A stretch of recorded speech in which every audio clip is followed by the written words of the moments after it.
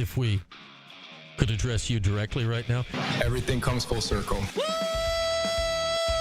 That's number one. I don't tell him what questions to ask me. There are a lot of people around town that have the same question. Brush my teeth. I'm a good watch in the morning. I can't confirm or deny. You know, just keep going a little bit longer here, Mike. Keep going a little bit longer.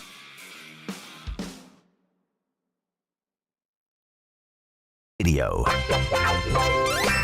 You know what I love, Steve? Being a jerk. Listen, dude, we've been doing a show for 90 minutes. If I had a chance to listen to the last call, we game plan for PJ Hall. Uncle. I have a list of guys I would never hang out with. Your name is right on the top. Do you like the worst song bracket we're doing? It's considerably better than the supplement bracket. Let's start with that. I won a limbo contest. Oh, my God. Fran Brown joining us. These guys are working their butts off. They expect to see their fans. You want extra money just because you're North Carolina? I'm in all right What now. an honor for you and Jordan to be next to me. Every day. This is Orange Nation. There's music, there's fun, there's us. It's everything you could want all in one place. With Stephen Fonte and Paulie Sibilia. Good afternoon, everyone. Glad to have you with us alongside Paulie Sibilia. I'm Stephen Fonte as we welcome you into a Thursday edition of Orange Nation, creeping closer to the weekend. We've got Jackson Holzer, host of the Locked On Syracuse podcast at 12:15. Jackson Roberts at 1:15 to talk baseball. And coming up at 1 o'clock, we're going to talk about SU's Giving Day. Big day up on the SU Hill. Talk about NIL associated with that. Plus, we'll mix in your phone calls throughout 315-437-7644. What's up, Paulie? Not much, Steve. It's opening day. It is. It's the day I wait for every year. Did you pay for the league pass? Oh, yeah. Yeah. That's just on renew, bro. I Yeah. don't even have to ask me. Good. And normally, I was you know how Facebook like posts memories? 9 years ago, you were there. I remember well. We were broadcasting live from Chicago. Do you remember that? I do remember that. It's funny. Who were you doing the show with? This Seth, right? Was it Seth back then? Yeah, I think it was. Yeah, I think it was Seth. It's funny. I was texting with our good friend Sal Manine last night. I reached out to him via text about something, and he didn't respond for like an hour. And then he got back to me, and he said, sorry for the delay. I was flying to the Sweet 16. Remember when you got to do that? I was like, barely remember, but yes, I do remember when we used to travel to Sweet 16. So. San Diego Q says T-Mobile gives you MLB free. I have T-Mobile. Have I been paying for something I didn't need to? I have to look into that. Thank you for the. And it's not cheap, right? I mean, no, it's, yeah. It's in the hundreds. I get right? the package too, where I watch. I don't just do the Padres. I get everything. Everybody. Yeah. I love me some baseball. I could tell. It's on in the background at all times in my house on the weekends. What time do the Padres play? 4:10 today. Okay, I was going to say, does it interfere with the basketball games tonight? No, it'll interfere with my work. We got the lacrosse coaches show, That's right. so I won't be able to watch the whole thing. Okay. We'll be at Shaughnessy's for that, and you can catch it on TK99. And the transfer portal is open, Steve. Yes, it is. So that also distracts from opening day. Jordan and I were talking, like, we haven't really talked a lot about the bird bracket this year. It's because the damn portal's so crazy. That's a good thing. That is a good thing. You shut your mouth. Less bird bracket, the better. We'll get caught up on the bird bracket. It's all chalk so far for those scoring at home. Jordan on our Q Sports Talk Twitter last night asked, blank is transferring to Syracuse or something of that nature. He was playing the match game with the listeners, and who do you want to be announced as transferring to Syracuse? And he gave us a list of names that I've never heard of any of them. Sure, yeah. You've heard of some of them. And I'm going to say that nobody knows what they're talking about. You've heard of some of them. Like, you've heard of Elliot Cadeau. Like, you have. Yes, I've heard of Elliot Cadeau. He's on the list that Jordan provided. But, like, are there people, like, unless you're in California, are there people at Syracuse that have been keeping track of Magoon Guav? Like, come on. Yeah, we need Magoon Guath coming to Syracuse. I stay up till 2 a.m. watching San Diego State games. You know a lot about Magoon? Do I know a lot about him? I mean, I would love to have that. Have I seen him play? I've seen him play. I've seen San Diego State play. I think we learned this last year that nothing is guaranteed, right? And you don't know how anybody's going to fit from. And there are plenty of examples too of mid-major guys. Just look at the Sweet 16 right now. There are so many examples of guys starting on Sweet 16 squads that went to mid-majors and then transferred up. It did not work with the guys that transferred up to Syracuse last year, obviously. Yeah. And there's somebody now watching all of these guys full games. Right. So it's, and that's Alex Klein's job, right? To project and to be right about it, about who is going to, make that transition smoothly, because they had some issues last year, obviously, with the guys who transferred up. And again, by the end of the year, those guys got better. Like Jair Davis was great at the end of the year. Jaquan Carlos got better throughout the year, but they got off to such a slow start collectively as a group that it didn't matter by the end of the year, that they played their best basketball, but it didn't matter by that time. Like Magoon, I trust if he ends up at Syracuse, I trust that the GM knows what he's talking about. Now, anybody whose handle on Twitter is Cuse with 44 in it, I tend to, I'll leave it to the experts over on the Magoon Guath takes. Yeah. You know who I see a lot, too, is Isaac McNeely from Virginia. Everybody said Red doesn't know what he's doing. If there was one time I was at shoot-around or anywhere and they knew how to shut somebody down, it was Isaac. It was literally just make Isaac McNeely dribble the ball, right, and we're fine. He said that on our show. Adrian Autry said that on our show. We wanted them to dribble more. Yeah. They held him to 9 points. Yeah. If that's the way you stop a guy, I don't know if that's what I'm looking for either.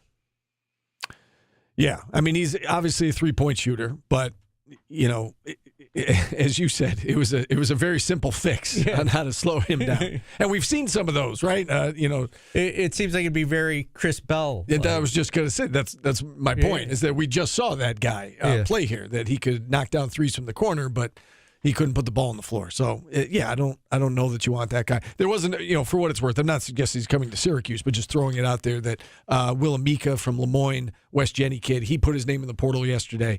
Again, not suggesting that he's an option for SU, just mentioning some portal news because there are a bunch of local guys in it now. Dejor Reeves from Corcoran, he threw his name in, had a really good year at Iona. Quincy Ballard, we talked about yesterday. The Quincy Ballard one's weird. Like, I could see getting him, it'd be good, but it feels like he's shunned Syracuse 3 different times now, right? Well, right. He went to Florida State and then he went to twice. Yeah. I mean, this would be the 3rd time. Florida State and then Wichita State, and now he's got a 6th year. I don't know. I mean, I've seen some point out that there's a different coach now than the last time he made a decision. I don't know if that factored into it or not. I don't know if he just didn't want to play in his hometown. I mean, some kids don't want to do that.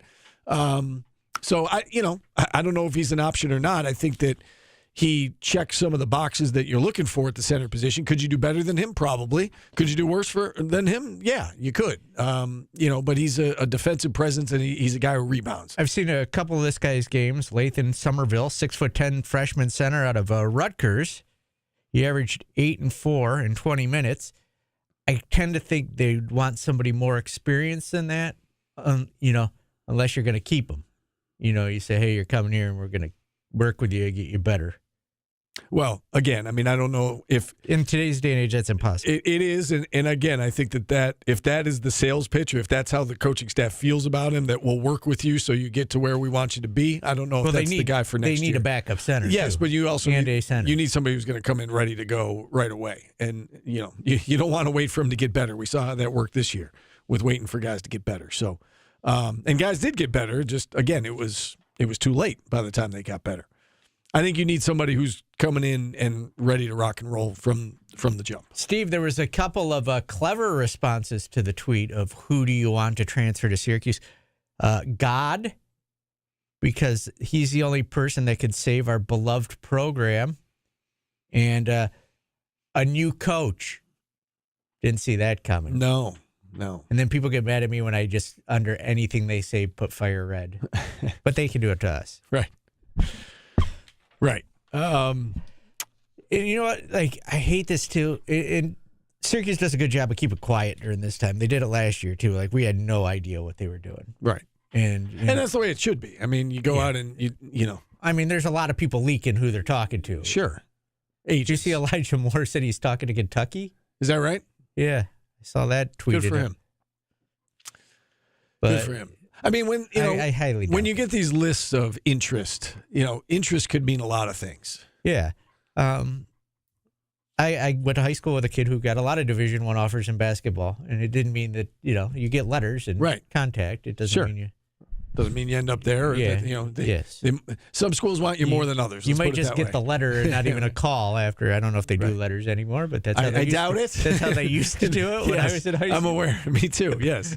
I doubt they're sending kids letters anymore. It's times have changed, more technology now. But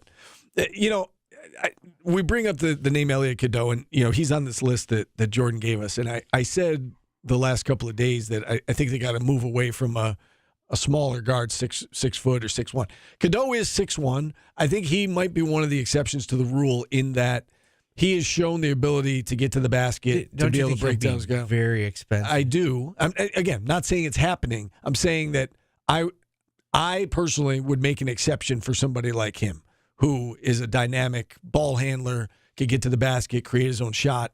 Can score. Not a great three-point shooter. Really bad his first year. Last year was about, this past year, 34% from three. Not awful. Seems like Judah again.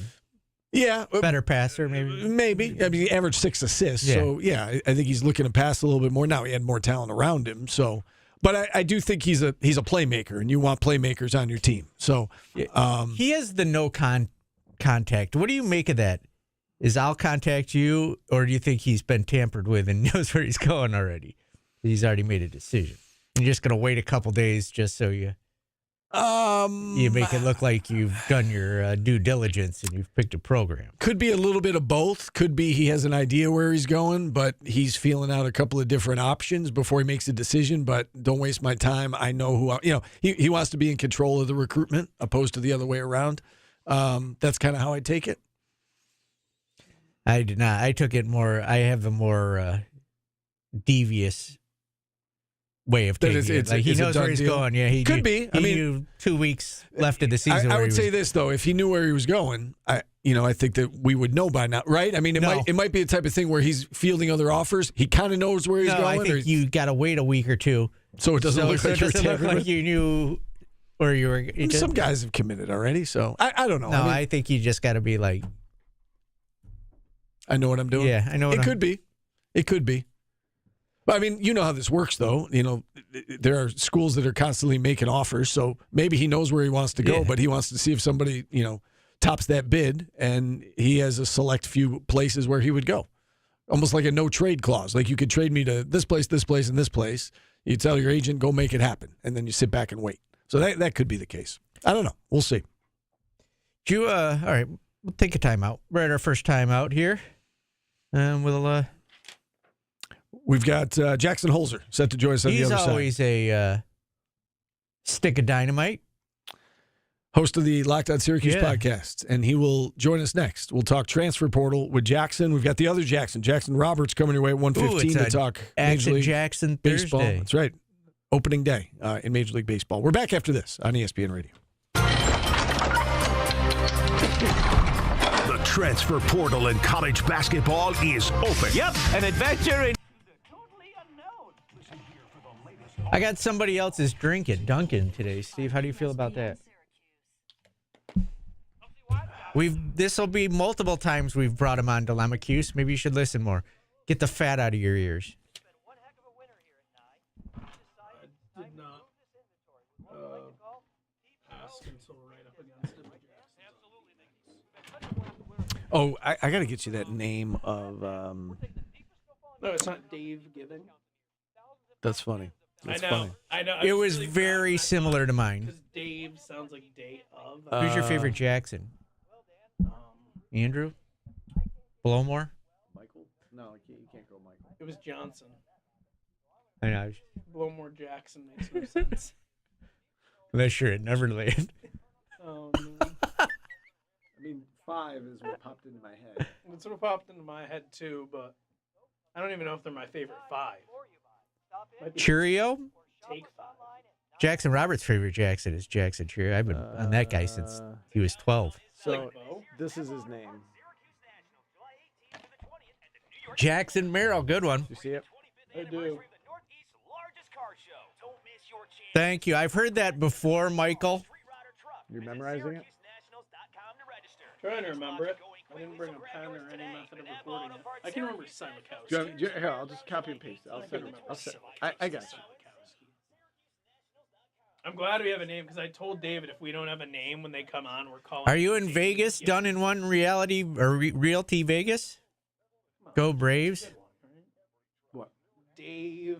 Because it's like if you say Dave, One of my brothers lives in. Dave Gibby. Yeah, you're right. It does. It sounds like it. It works. There's got to be a Jackson out there somewhere, right? Action. There's an Action Jackson. Ooh, I do really like Action Jackson. That's That is a Phil. CJC said Action Jackson before. Bo. That's been said.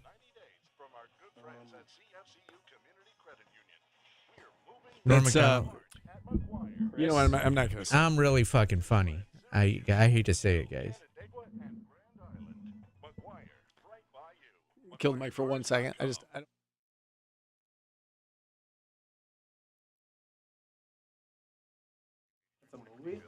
You are soft. Like that. It's a movie. I'm going to respect your wishes, but that was soft. I know. That's why I said kill the I mic. didn't know it was a movie. He just made me kill the mic for the most freaking meaningless thing because he doesn't want to get He doesn't want to get mocked by the chat. What's the movie about? Soft. I don't even remember. I didn't know Action Jackson was a movie. I'm trying to think the. That's a good question. That would be a good topic. Like, what the hell? I don't is remember, to be Action honest with you. Jackson? What was the first R-rated movie you saw? Now that we've blown the. That's fine. That's what I said. I don't know. For the chat, that was the first R-rated movie that I saw. It was Action playing Jackson. Grand Theft Auto in like elementary school, so I didn't really keep track of those things as milestones. Die Hard. Mine was Excalibur. Was Excalibur? There was boobs in that, and I was like shook for like. Yeah, that's the same I thing was with shook Action for Jackson. freaking. Yes. Oh, actually, the first R-rated movie I watched was Phantasm because I watched That it. you told me and that, my right. parents told me not to watch it, and it ruined my life for like a month. I legitimately don't remember.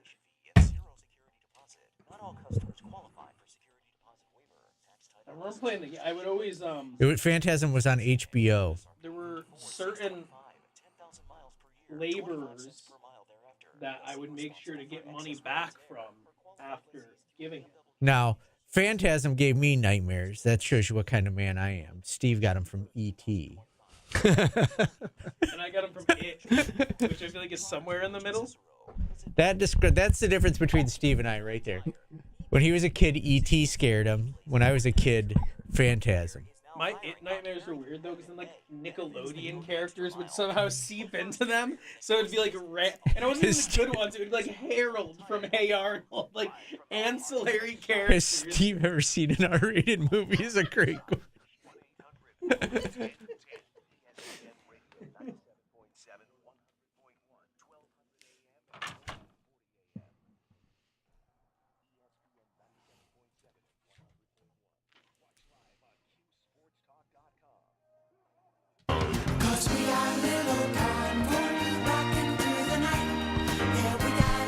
It's Novelty Day song, Steve, because Pac-Man Fever cracked the top 10. This was number 1 in the early 70s by C.W. McCall, Convoy.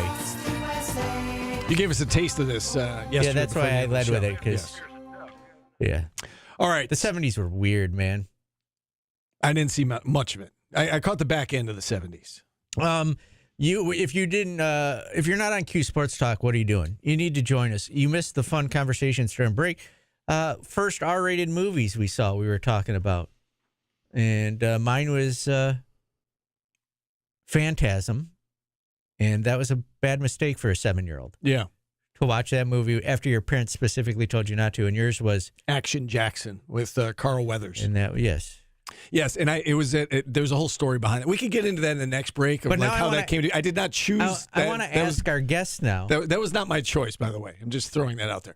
Yeah, why don't we do that? Let's bring on Jackson Holzer, host of the Locked On Syracuse podcast. Jackson, how are you? Good. How are you? Happy opening day, by the way. Absolutely. What was the first? We're putting you on the spot here to start. Do you know what the first R-rated movie you saw was? I have no idea. I do not remember. I thought it might be Iron Man, and then I looked up Iron Man, and it was PG-13. But my dad, I remember telling me, thought it was inappropriate for me to see it at the time. Yeah, see, it's funny. We're so much older, and we both remember that off the top of our head. You want to know something else? Yeah. PG-13 wasn't a thing until I was way past 13. That's true, Jackson. When we were growing up, PG-13 wasn't a thing. It was either PG or R. There was no in between. All right, let's talk some hoops here. Let's talk transfer portal, and I guess let's start with the roster retention, right? And we know JJ and Donnie are coming back. The other guys have hit the portal in Chris Bell, Elijah Moore, Kyle Cuff, and Chance Westry. Anybody among that group, Jackson, that you wished would have stayed for next year of the four guys who left? Not really. Not really, to be honest with you. I think they got rid of all the guys that they really kind of needed to get rid of. And I know that sounds harsh, but it's the reality. The priorities this offseason were J.J. Starling and Donnie Freeman, because to build a tournament roster, you got to figure they need those two on the roster next season. The other four, I wish them nothing but the best. I hope they find new homes and they do really well, but it just was not working at Syracuse. And if you're not going to change the coach, then you're going to definitely have to change the cast of characters. So those guys got to be out the door. We'll see what happens with Peter Mastorovich. Anybody that you would like to see come in from the transfer portal? Anybody you're eyeing?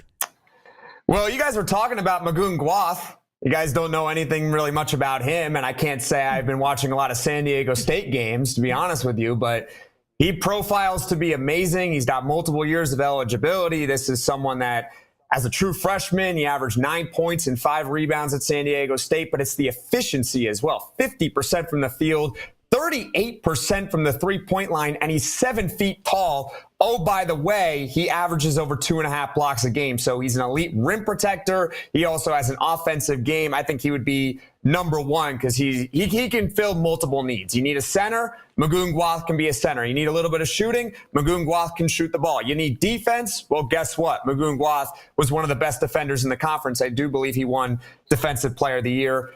Defensive Player of the Year, yes. Yeah, Donovan Dent would be amazing. Unfortunately, I don't think Syracuse is going to be in on him. I think Quincy Ballard would be a pretty decent get, but it really just depends on the price because centers, especially the ones towards that middle tier, really depends on the price with them. And Trayson Eaglestaff, I think, would be amazing on the wing as a pure scorer. Are you worried when you get into the 7-footers with the way Red plays defense that we end up in that same situation where we're too slow on the pick and roll? Yeah, I mean, that's definitely a valid concern, but guys like Magoon Guath, they can move.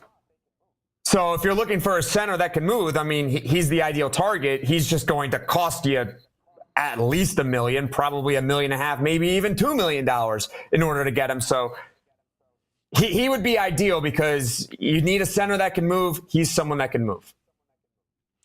To your point, Paulie, they better be darn sure that he can defend the pick and roll because that was an issue this year. And yeah, he's got rim protection. If he can defend the pick and roll, sign me up because that was certainly an issue this year. You brought up Donovan Dent, Jackson. I'm seeing he's being linked to Duke. So my guess is I don't know if he's going to end up there, but I don't know that Donovan Dent is an option for Syracuse, unfortunately, because he would be a great piece to any roster. I do want to get back to the two guys coming back with JJ and Donnie, and I think we all agree that it was essential for Red and his staff that those guys come back. What kind of role do you see them both playing next year? For JJ, do you strictly see him at the 2? For Donnie, how much center do you see him dabbling in, or do you think he's strictly the 4 next year? Well, the good part about them both is they do have positional versatility. So Starling can play the 1, but he's probably best as the 2. Donnie Freeman can play the 5, but he is probably best at the 4. The way I look at those two players is this, and I said it on the Locked On Syracuse podcast. You have your co-stars for next year. JJ Starling and Donnie Freeman, but you need your Batman. Who's the Batman on the team next year? Because as much as it was essential to keep them, you need to do a lot more around them. This team just won 14 games last year. Even if you get fully healthy JJ Starling and hopefully an improved Donnie Freeman, that's still not enough, in my opinion, for this team to be a tournament team next year. So you need that ace level guy that's probably better than Starling and Freeman. And then you need maybe one other stud to complement those guys. And then you need role players in the transfer portal. I mean, you kind of answered my next question right there. I was going to ask you can Donnie Freeman be the best player on this team and for them to get to where they want to go? And again, take that for whatever you want. If they pick up 3 or 4 guys out of the portal that are very good players, but Donnie's the best, do you think they get where they want to go? Or, and I think you answered it right there. You're saying they need somebody who's better than those 2 guys. They probably do. At least one somebody. At least one. They probably do. And if Donnie Freeman develops, right, he gets even better this offseason, puts on more weight, his outside shot gets better, all of a sudden he becomes a better defender. Well, look, if he's an All-American next year, which he was the number 6 recruit in the country in his class, well, then all bets are off. He can be the best player on a team that makes the tournament. And like I said, if he's an All-American, then that's beyond just being a tournament team. But if you assume that he stays at around the level, give or take, that he was at last season, you're probably going to need someone better than him.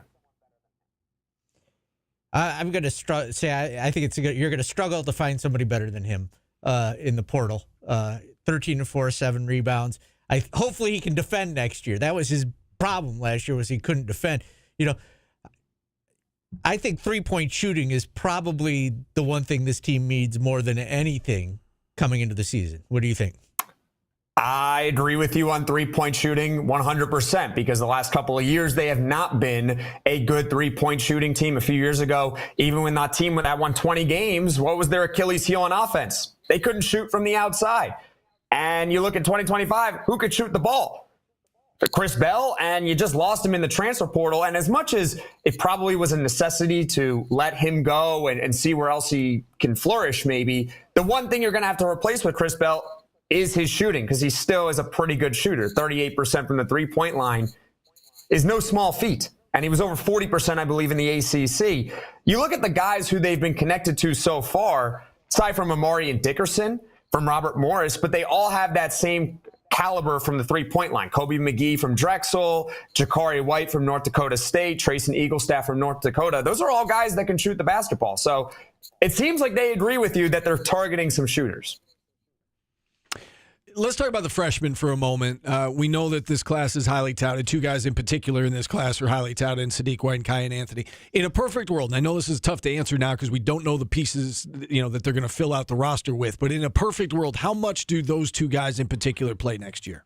I think in a perfect world, okay, well, the most perfect world ever is they're amazing right away and they could be in the starting lineup and it's the best class in the country, right? It can happen. I wouldn't bank on that. So ideally, they're guys that come off the bench and they just show a lot of potential.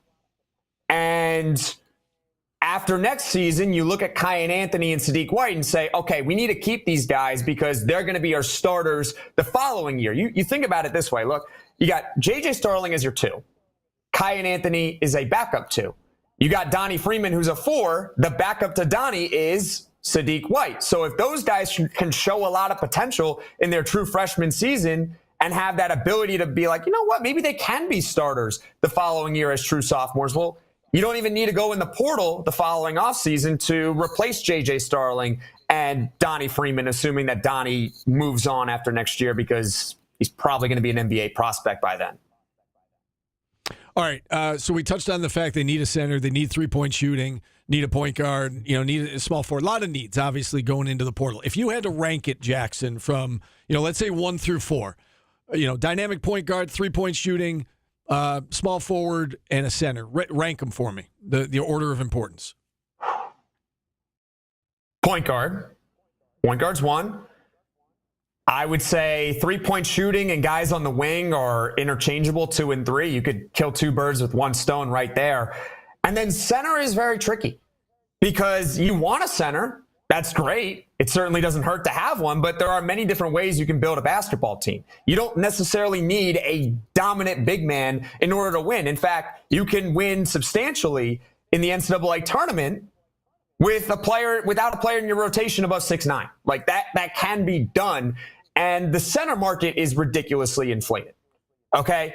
There was an article from On3 out there saying that the top centers in the transfer portal are going to go between $1.5 and $2 million. So my strategy has always been this: either pay the big bucks for a big time center out there, or don't really get one, because the middle of the road guys are probably going to cost you the same amount as what a top guard might go for in the transfer portal. Yeah. If centers are going for that much in today's game, that's bad news. It's the most valuable position. Well, and that's why I feel like they, in my opinion, I don't think they can go into the season with Donnie Freeman being their best option. Like that can't be a thing. Like they have to have a better option at the center position. Let him play his natural spot. But I also think we saw last year that when your center's your probably second best player on your team, it's not the offensive player on your team. It's not a good recipe. And that wasn't the design, right? Yeah. I mean, Eddie Lampkin was supposed to be their fourth best player on offense, and because of injury and because of Chris Bell and so on and so forth. Steve, can I counter that, what you just said about Donnie Freeman at center? I agree with you, but at the same time, it goes back to my point about there's no one way to build an elite basketball team. I mean, look at Houston. Houston doesn't have a center in their rotation. Where's their center? Where's their dominant big man? I'm looking at their roster right now. There's nobody in the rotation that's above 6'9". Not one. Correct. Right. Size-wise. But, I mean, Juwan Roberts he's a big dude. And I mean, Donnie's got height to him. I think you want to keep Donnie at his natural. I'm not saying you're wrong. I get the fact that you want to allocate your resources properly. I'm just saying that I think if they go into the season with that being their best option at center, I think that's a problem. We actually saw it both ways at Syracuse. They had a very skilled center, and they had Malik Brown, where they were very undersized. And sadly, neither one of them have worked for Red. Right. So. Well, right. And Brown didn't want to play center, and I'm not sure Donnie wants to play center. And my guess is they told Donnie, in addition to the money, all right, this is the plan. The plan has to be that they're going to go out and get a center, in my opinion. But I hear what you're saying, Jackson. You don't want to overspend. That's important. But I also think you need somebody to man the middle that can rebound, block some shots. Even if he's not a 15-point-a-game scorer. Rim protection rim protection. I do think is important. Yeah, I do think that's important. All right, Jackson, we're running out of time here. Anything else we didn't touch on that you want to get to? I think you guys just about covered it. To be honest with you, a lot less feisty than the last segment, that's for sure. Thank you for joining us. All right, of course, Jackson, anytime. For coming on. Be well. Thank you. You too. Right, Jackson Holzer. Have Roberts on my mind. He's because coming. We have so many Jacksons. We have so many Jacksons on the show. Jackson coming up in the second hour to talk baseball. That was Jackson Holzer from the Locked On Syracuse podcast. All right, let's take a timeout here. 315-437-7644. We'll get to sound check coming up next. You're listening to Orange Nation on ESPN Radio.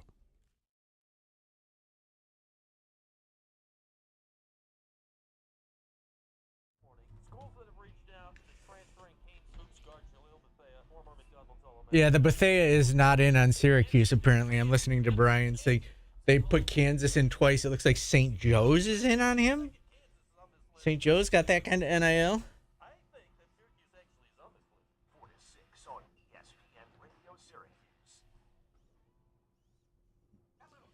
Syracuse fan, they say that about me also.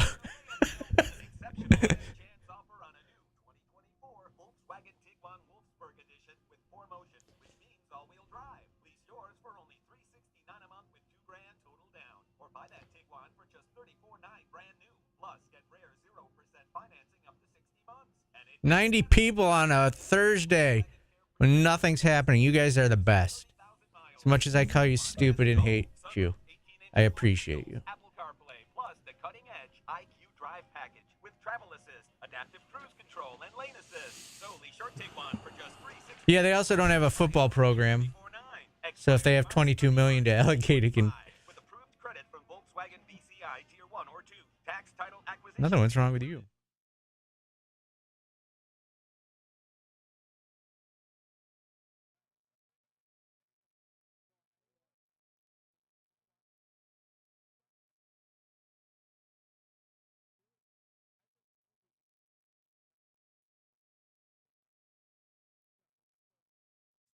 Take your word. Like, genuinely, take your word. Yeah. Not like, oh, just take your word. Like, I will. You ever go streaking, Steve? I used to do it all. No, of course Neither not. have I. Of course I've been not. skinny dipping, never streaked. 70s were weird. I said that earlier. Isn't skinny dipping just underwater streaking? Ye- Why would you turn on mic 3 when I'm I don't know. I'm stupid. You started talking, so I turned your mic on for the first time ever. It's like I said, a platypus. Perry the platypus. Big Papa, you ran through an old PNC naked? Congratulations. That's indoor streaking. Is that like running indoor track? I will say, some of the comments I thought were a bit much, but I was laughing at Edna going, I just feel like any second this kid's mom's going to open the door and be like, lunch is ready. Naked with socks and a Raiders hat. Who are you talking to? Are you doing a podcast again? I'm so excited for baseball. I did, Kevin. It's not. That's too much of an interview. I know what you were doing. Like it's not a song though. It's an interview type thing for a novelty song. It's this thing where there's a guy who interviews people, but he plays the hooks, the songs as the answers. That makes sense. No, I know what you mean. Yeah, it's not really a.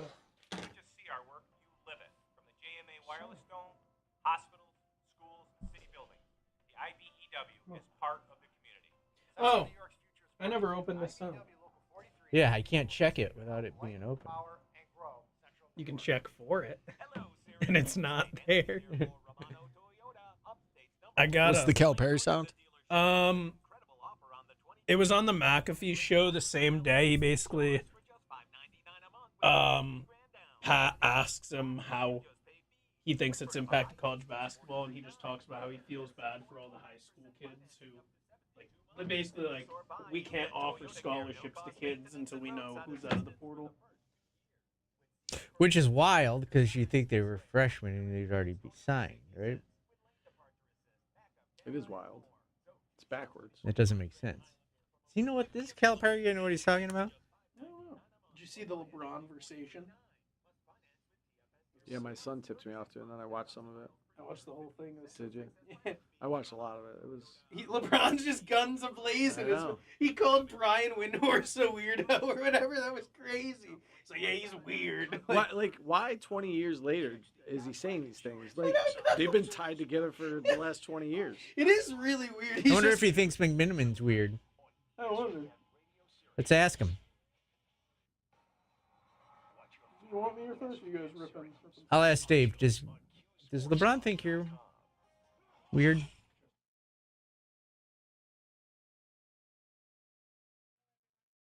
Hello, everyone. This is your Action News reporter with all the news that is news across the nation on the scene at the supermarket. There seems to have been some disturbance here. Pardon me, sir. Did you see what happened? Yeah, I did. I was standing over there by in our the chat who debaters, went and here he come, streaking running at through the pole there. at a grocery store in the 70s. Boogie that, boogie that. There you go. The Boogie Streak, that, boogie Steve, is a novelty song by Yes, they call him the Streak. I've never heard this song in my life. Fastest thing on 2 feet. You've never heard The Streak? No. What is it from? It's just Ray Stevens from like 19. It was like a top 10 hit. When was this? In the early 70s. The Streak. Never have heard that before. I don't think I like you. How do you never hear The Streak? I wonder if Jordan's ever heard it. Well, he's a kid. Like this played. Yeah, but I was born in '76. Yeah, but it played all through the 80s. Okay. I streaking was never heard it. Streaking kind of died down about 1990. Okay. Learn something every day. Was not familiar with that song. All right, can we make a poll, guys? We haven't done a good poll in a while. Is The Streak a popular song? Like, should Steve know The Streak? Brian Higgins says he's never heard it before. Well, you're both.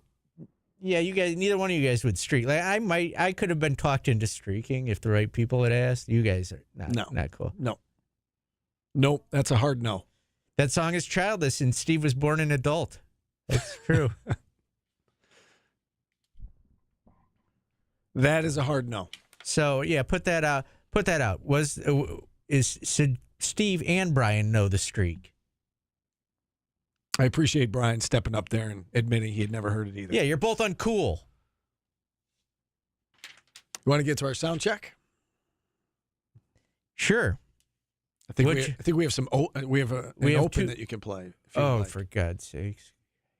I mean, Jordan took the time to put the opens together, so and they're going to. I can sit up here and give you coach speak all day long. None of that matters, and you guys don't want to hear it anyway. When you look back in history, you can always say it was either this or it was that. What did I do wrong? What did I see wrong? I've got producers who have been very good to me, co-workers that I love. I don't want to talk to anybody. I need a reporter to figure that out who's never played basketball and is 5'2". What do you think you are? This is Orange Nation with Stephen Fonte and Paulie Sibilia. Thank you. I love how the big voice reminds us at the end of what we're doing. Love the comment from Satchel Sack. Only streak Steve's ever done was winning streak for a state title. That's accurate. 19 wins. Boring. 19 wins in a row that year. Boring. To win a state title. Thank you, Satchel Now, Sack. if you did a nude, that would be crazy.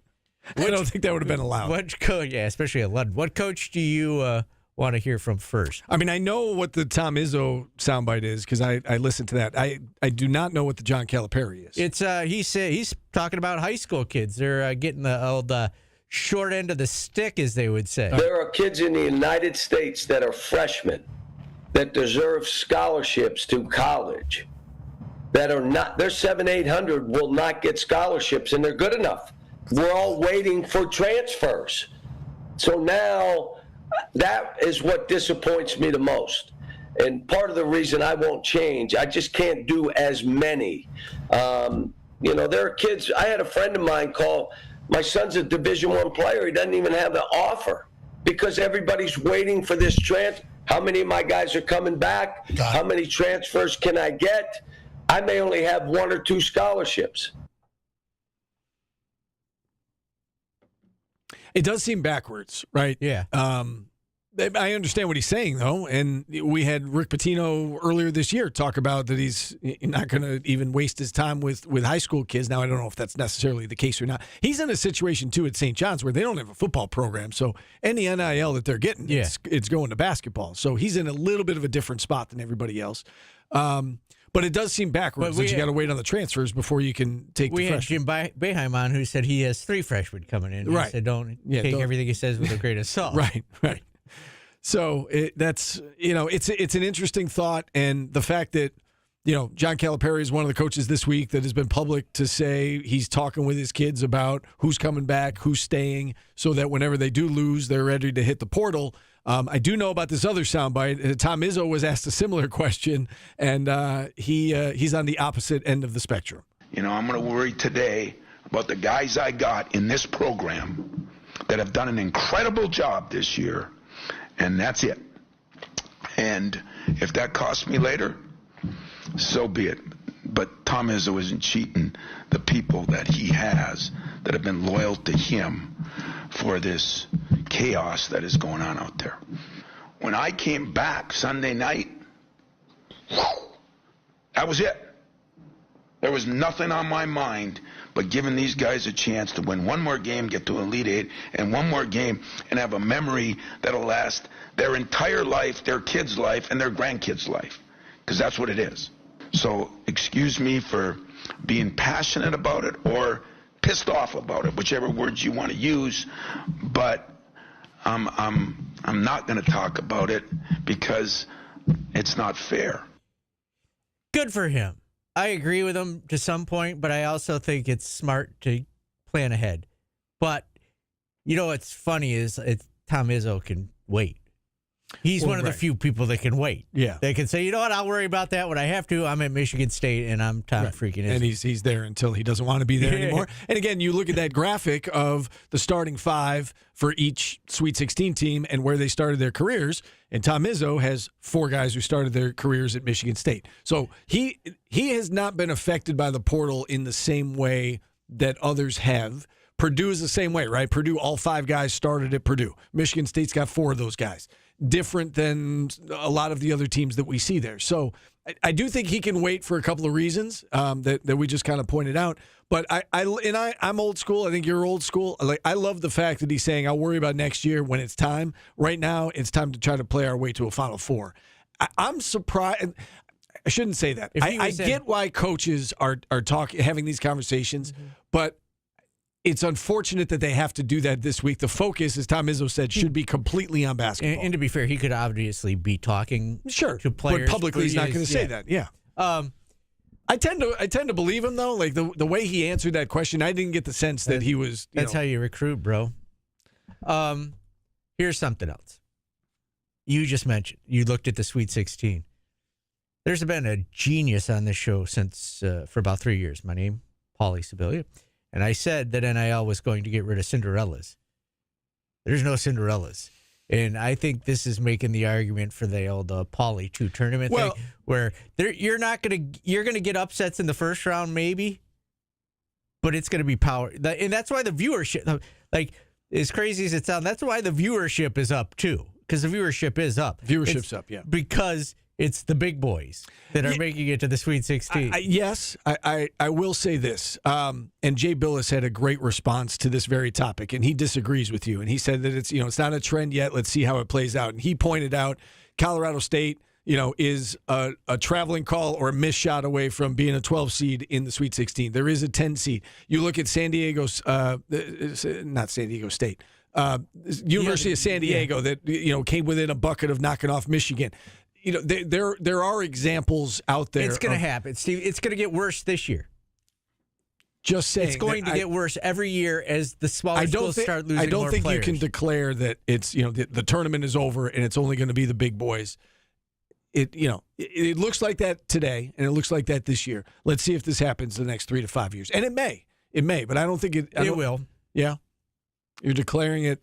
There won't be upsets. Well, there'll be upsets, but they're not. It's not going to be it's going to be like you could upset early on in the tournament because the other team might be snoozing, but it's not. They're not going to make the. They're not going to make the Sweet 16s. All right. Again, a couple of examples out there that teams could have, and they just they came up a basket short or whatever the case may be. It's been relatively chalk this year, and we'll see if that trend continues. And I'm not saying you're wrong. I mean, it very well could, but it is just 1 year. Paulie, the March Madness, it doesn't matter who's in the Sweet 16. People love the tournament period. Yes, I agree with that. More people will watch if it's Duke, Kansas, the big boys, Michigan State. Yeah, I'm genuinely looking forward to these games tonight. Arkansas is in it for one reason. They're normally not in it. Well, they're in it because of the NIL. Yes, that's what I'm saying, yeah, Steve. That's right. my point. Yeah. Top 5 NIL program. Barely made the tournament, but here they are in the Sweet 16. Yeah. All right, let's take a timeout. We're getting up against the clock here. 315-437-7644. We'll wrap up hour number 1 next on ESPN Radio.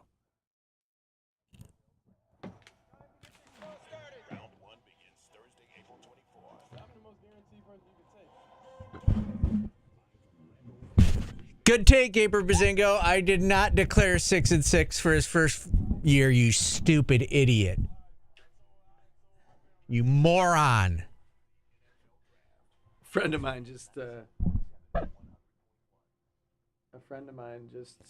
he sent me this. Hello, Syracuse. The Daily Orange did a story about the other Syracuses in the country, and he said, idea for the RV road trip. We do our show from every Syracuse. I went to, when I was doing the Daniel Baldwin show, we went to Syracuse, Nebraska, because Syracuse played in the tournament.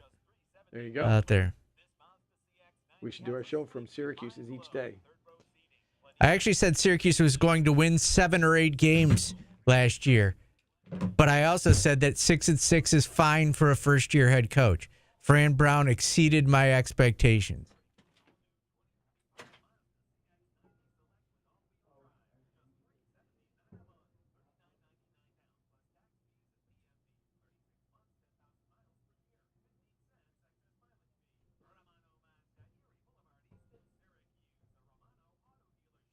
I did not declare 6-6, you fucking moron. I picked them to win 7 or 8 games. I did not ever say expect 6 wins. And if I did, I misspoke because when we did our picks, I picked 7 or 8.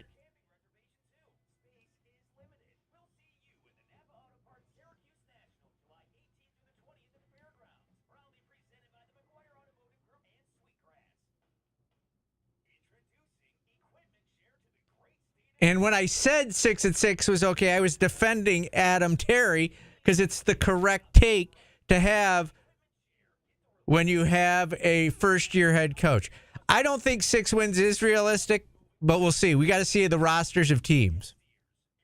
And I also said that if he doesn't get to 6 wins this year, it's not because he's a bad coach. And I'm sure a lot of you will have that take.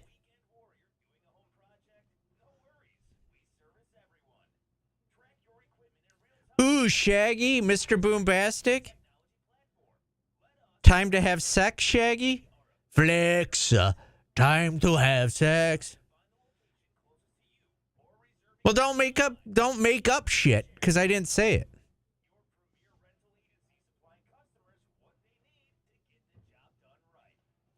I definitely said Fran is a sissy.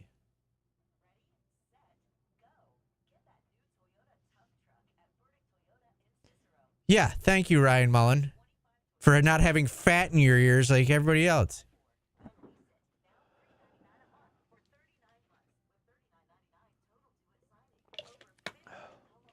Well, I like that Gabriel Brazingo thinks that I can't get women. That's a funny one too.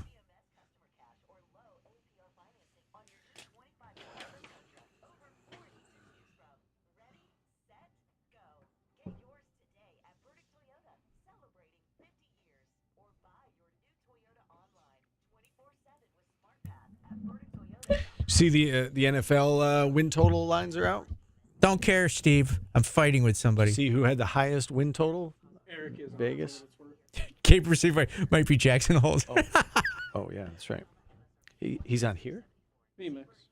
I thought you were doing them one. Paul said if Fran goes 7-5, we should give Red an extension.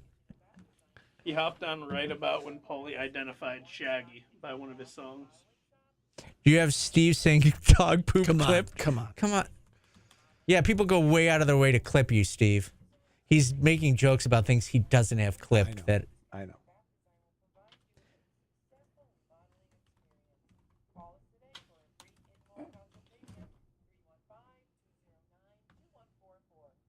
I'm good at this Twitch thing.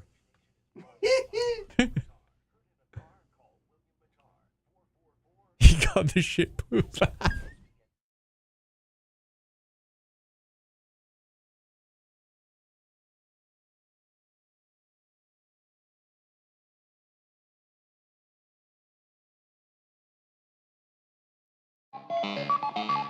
Pac-Man Fever cracked the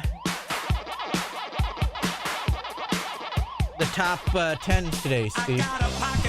In probably early 80s. Just making it up as I go along. I thought I brought the damn bird bracket in with me today. We are in the process of doing the bird bracket, the 2s versus the 16s or the 15s. And hold on, let me open up. It's been all chalk. It's been all chalk. Pac-Man Fever 1981. Yeah, I said early 80s. You were right. Thank you. Hit the Billboard Hot 100 in March of 1982. On this day in 1982. There you go. Yes. I'm trying to find the bird bracket. Yesterday we had, right now if you go vote, it's running out of time. The 2-seed Owl, Steve, is taking on the 15-seed the Sunbird, which is a very pretty bird. Do you know what a sunbird is? You're a nerd. I don't. No. Look at it. It's pretty. It's all different colors. I'm going to vote owl, though. Should I Google it? Yeah, they're pretty birds. Owl is cleaning up, though. Oh, that is a pretty bird. Pretty bird. That's a thing that you teach your bird to say, Steve. Right? If it's like a canary or a parrot or a parrot. Yeah. Or a cockatoo. Yeah. That's a pretty bird. I've never seen that before. Is that one of the more frightening things in nature? That birds can talk? It's not really talking. It's just repeating. It's you're training it to. It's terrifying. Say back sounds. That's not what I asked. Is it not terrifying? It's not really talking, though. Did you know, Steve, that I believe it was in New York, there was a murder that was committed in front of a parrot, and the parrot now repeats its owner's final words over and over again? Is that for real? Or are you making that up? Do you think I would just make that up, Steve? That sounds like something made up. Google. You're so fast on the Google fingers. Google if I'm lying to you, Steve. What do I Google? Google parrot says owner's last words murder. Okay. See what we got.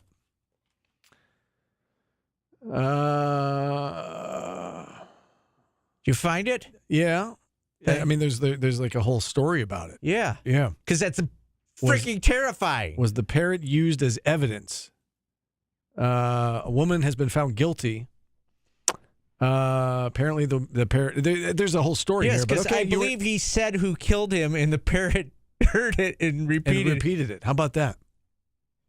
That's a heck of a story. That sounds made up. That sounds made for TV. And sure enough, they made some TV with it. A couple TV stories about it. There you go. I stand corrected. I should never doubt you. That seems bizarre. I'm pretty quick-witted. I'd like to think coming up with a bird repeating I'm super into true crime, so that's it. That is fascinating. I might need to do a deep dive on this after the show. All right. When we come back, we're going to do a deep dive on Giving Day. It's a big day up on the SU Hill. We're going to get serious here on the other side. We'll be joined by Eric Silikowski. He'll tell us all about Giving Day. We'll talk a little NIL with Eric as well. We're back after this on ESPN Radio.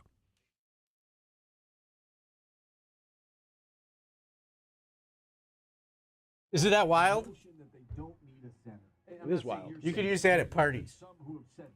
Someone's got a bird at a party. You'd be like, you know that if you get killed in front of your bird, it'll narc on the person that kills you.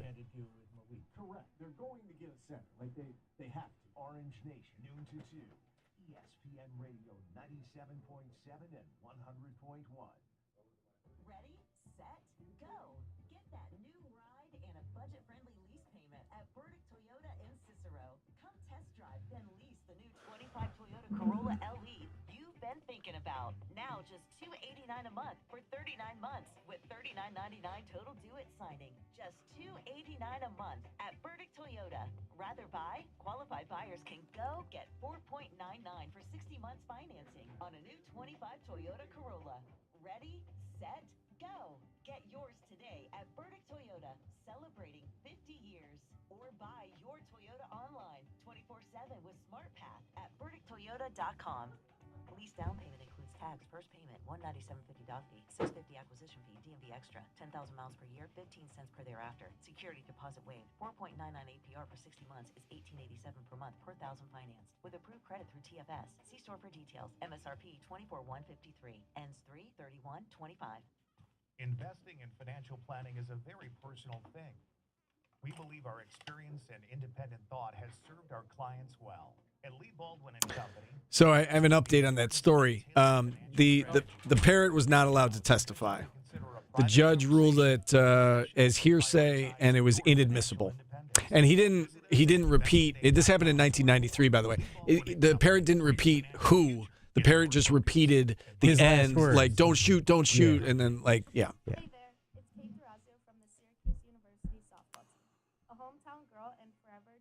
But that is fascinating. Thank you, sir. I don't just make things up.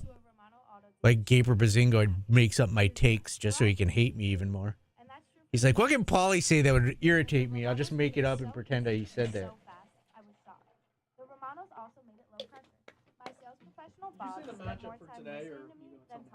I'll tell you later. He's got to find his bracket. I laughed out loud when you were like, I did some research and they didn't let the parrot test.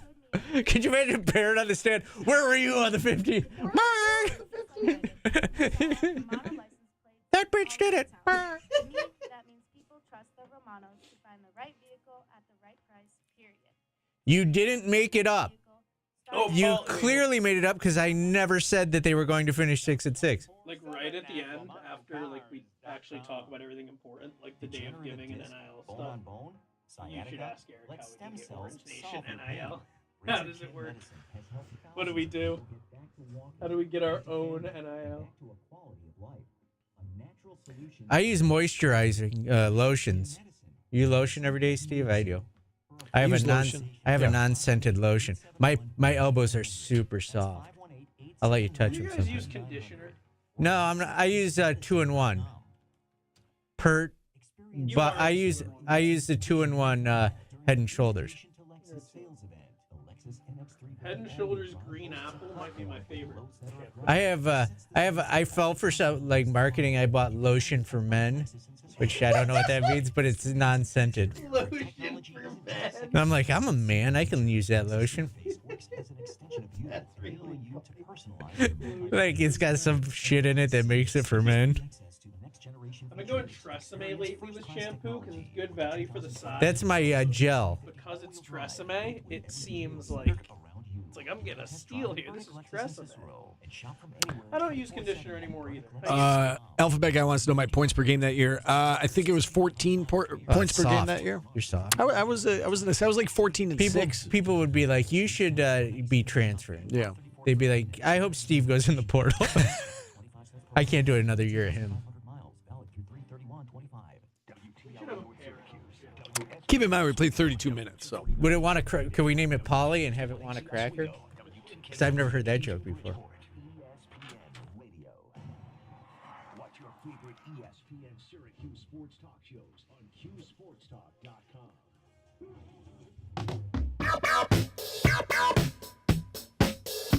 I think Jordan thinks this song's electric, Steve. We're into hour number 2 of Orange Nation. We're doing novelty songs today. You surviving this one? Yeah. Disco Duck by Rick Dees. This is, I think, his favorite. This is Jordan's favorite. Yeah. This is when DJs were like cool and radio people were cool, and you could do songs, and they hit number 1. This was number 1? Number 1 on the Billboard How about charts. that? All right, let's kick off hour number 2 now as we go to our guest line. We're going to get serious here for a minute as we bring on Eric Silikowski, Associate Vice President for Athletic Development. Big day up on the SU Hill, Giving Day. Eric, thanks so much for coming on. How are you today? I'm great, Steve and Paulie. Thanks for having me on. It's a huge day today. Feeling really good about it, especially where we are at this point, but a lot going on up here on the Hill. A lot of our partners across campus getting a lot of things done, a lot of support throughout the day. So really excited to be here. All right, so it is a big day. You said there's a lot going on. You know, fill us in on what's going on and how the community can get involved. Yeah, absolutely. So Giving Day for us is, I mean, it's a day for the global CUSE community to get involved and support, you know, what they're most passionate about. We have a lot going on through social media, through email marketing campaigns, through, person-to-person outreach, but also a lot going on around campus to spread the good word and our messaging throughout all of our partners and all of our colleagues here. So it's a pretty lively day, but when it comes to Giving Day itself and specifically for athletics, what we're trying to do is make sure that we continue to support our 550 plus student athletes, all of our coaches and all of our programs. Giving Day is a day where we can really uplift all of our programs at once. So what we're looking to do is really focus heavily on a lot of our head coaches funds. We want to continue to highlight and amplify what we're doing across the board with our Champion CUSE campaign. This gives us a great opportunity to highlight all of those good things and the ways that you can support. But above all else, this is a day for everybody. It's a day that everybody can help us win. Everything and anything that they're passionate about, they can give to when it comes to athletics. So really, really good opportunities out there to get involved. Our goal right now is to get to 1,500 donors today. As of about 20 minutes ago, we were at 850. So tracking really, really well. And across the university, there's a lot of success right now. I believe the entire goal is 6,600 donors, and we're tracking well. So all is good. You know, you mentioned it right there about you can earmark where this goes, right? So Giving Day, you can give money to Syracuse University. You can earmark it for the library, for Newhouse, athletics, whatever you want to do, and then within athletics, you can kind of pick where it goes. Correct? So you know where your money's going. Can you speak to that a little bit? Yeah, absolutely. So we have a plethora of and a variety of ways to give back. So, for instance, if you look at the new way and the way the industry is moving, and you have rev share and how we're looking to recruit and retain the best. You have the Athletics Competitive Excellence Fund that was newly created, right? You also have the Athletic Director Opportunity Fund, which is really John Wildhack's and the athletic department's greatest need. So that is very flexible and unrestricted.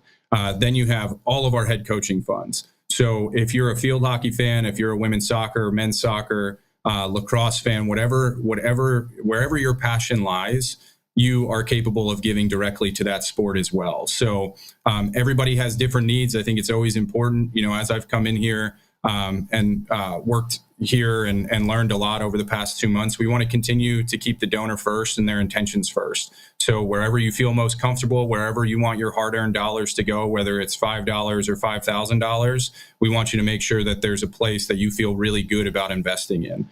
So there's a variety of those things that are on the website itself, cuse.com/giving day, where everybody can visit. You can pick from that menu of options and support where you'd like. You brought up Champion Cuse, the initiative that John Wildhack announced within the last couple of months. Can you explain kind of the difference between what's going on today and then that initiative, the Champion Cuse initiative?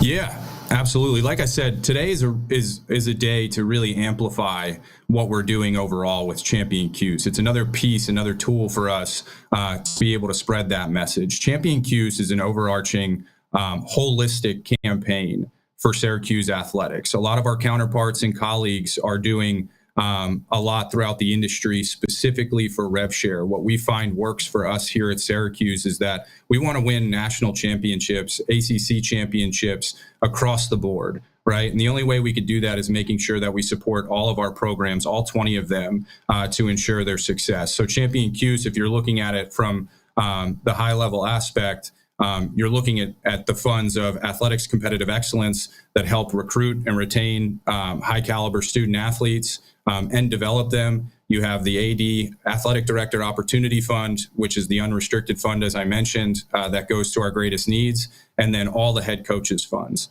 There's always opportunities from a facility standpoint that we have available, and those are certainly case by case, especially if a specific individual has the intention to give to brick and mortar, right? But when it comes to the campaign itself, we want to make sure it's completely holistic. There's an opportunity to help us as we move into this new world of college athletics, so that we're better prepared for it. And we're ready to compete, but also so that all of our programs across the board have the opportunity to maintain the operational support and enhance it. And so again, Eric, I mean, this is for all alums. This is for all fans, right? This isn't just for big donors. Every little bit helps. I guess, can you speak to that aspect of it? That whether it's $5, $50, $5,000, every little bit will go toward where you want it to go to help the cause. Absolutely. So one of our major priorities for the Champion Cuse campaign and for Giving Day is to make sure that we really up our participation. One of the most beautiful things about our brand and this university is we have such a large community in this area and around Central New York. And if we're going to be successful moving forward, we need power in numbers. So it's not, obviously we're incredibly grateful for those large major gifts. And we continue to be and continue to search for those leadership opportunities. But when it comes to the opportunities for everybody to participate, it's what you're comfortable with. So anywhere from $44 to $400, there's reoccurring gifts where you have the opportunity to give a certain amount monthly to get to a certain total.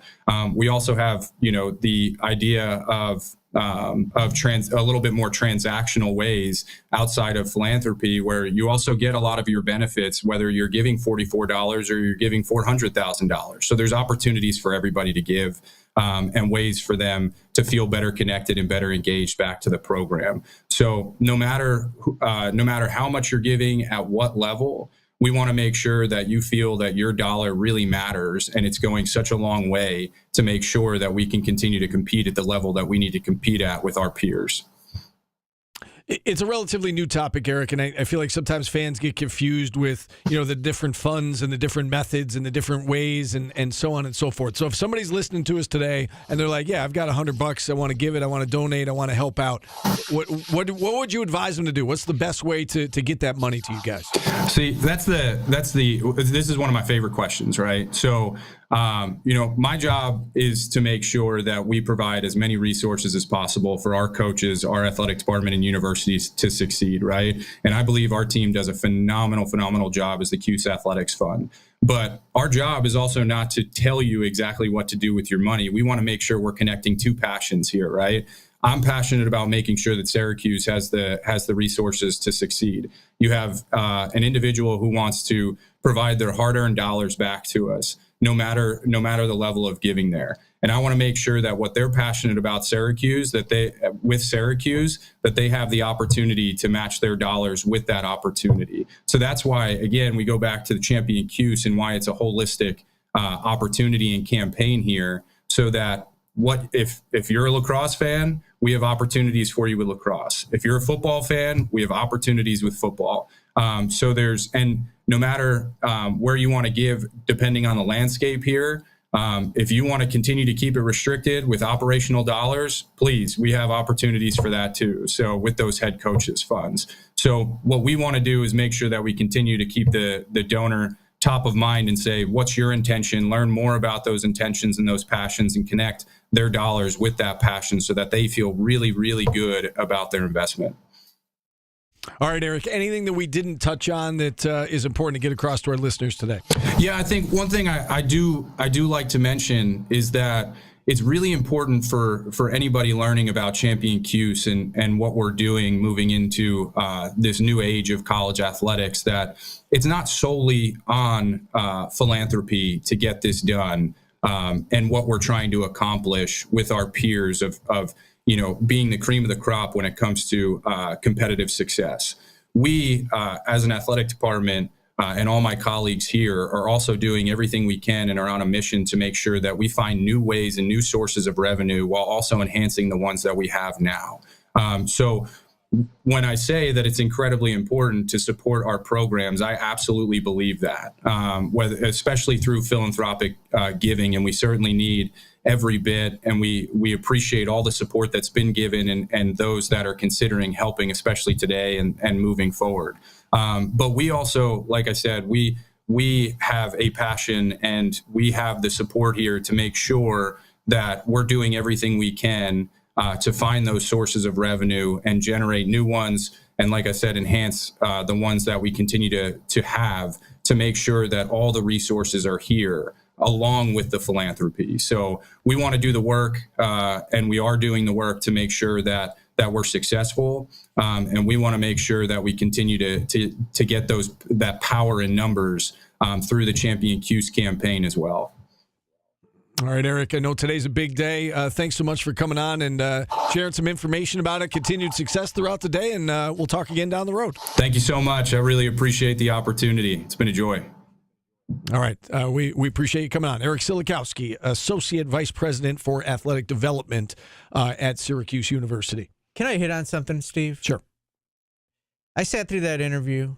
I understood it. I listened to it, and I read the chat while it was happening. And something has been said by Jim Boeheim before and others, that the most vocally angry people are the ones that aren't, donating and whatnot. After reading the chat, I would tend to agree with it, because there is zero reason for people to be angry about that interview or what he was saying, because that is the state of college sports now. Right. They need to do this in order to be a necessity. So yes. When you're mad at the end of the year, I've said since day one, you're the GM now. How'd they end up with Jaquan Carlos instead of Dakota Lafayette? Yes. How did that happen? Yes. It's amazing that you guys don't get. Every school is doing this now. Yeah. It's not just Syracuse. They're not trying to pick your pocket. They're trying to stay competitive. Yeah. They're trying to stay competitive. And now And I want to hit on one other thing that came up in our chat during that interview. People mad that Syracuse is building new dorms. It's a university, guys. They want kids to come here other than athletes. You know, they need to build new dorms so they get the best and brightest kids to come here, too. Those dorms are older than I am. Correct. For the love of God. That's how universities work. And that's their most important thing, is being a university. Right. The experience for the students, not just the student athletes. But part of the experience for the students is, student athletes are really good and they have successful teams. Yes, I get that, Steve. No, but I know. But they want nice dorms. Of course. The smart kids want to sleep in nice beds. Hang on. I'm not disagreeing with you. I'm just getting angry. You are getting angry. I'm not disagreeing with you at all. All right, let's take a timeout. 315-437-7644. I used to work at camp. They like the twin beds with the springs sticking through your back. Yeah. Terrible. They want smart kids. Dorms are nicer now. I can tell you that. Yeah, but they've got to get nicer. Like, you've got to stay competitive in academics also. Yes, no doubt. No doubt. All right, we'll hit a timeout here. We've got Jackson Roberts on with us on the other side to talk baseball opening day in Major League Baseball. We're back after this on ESPN Radio. Yes, dumb kids don't get beds.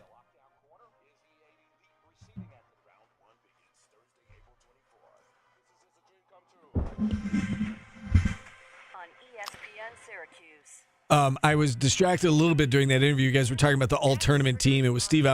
So I was not on. I was not on the state Final Four all-tournament team because I had mono. I barely played in the semis. We won by like 30. I played for I probably didn't even play 10 minutes in that game. And then I played more in the finals. We won by 10 in the finals, but I didn't play a lot that weekend because I had mono. But then I did play in Federation the following week and made all-tournament team for that. So the all-tournament team for the state Final Four, that's just for those two games. And then the Federation, same thing. It's just those two games the following week. I said dumb kids don't get nice beds. That's why I sleep on the floor at my house. Riding your motorcycle protected by Progressive. So if you ride, get back on the road and enjoy 24/7 roadside assistance from Progressive, America's #1 motorcycle insurer. And then take a shower because it's fast. Like your It is amazing to me. It's like, I will say this: it sucks that this is where we're at. That we have to do interviews. Like, we never had to do interviews of the school begging for money to get players here. That was all in brown bags handed out at park benches. Yeah. First bout with mono, alphabet guy. Second bout with mono was when Syracuse lost to Vermont in the NCAA tournament. Do you have like a Wikipedia page that says things?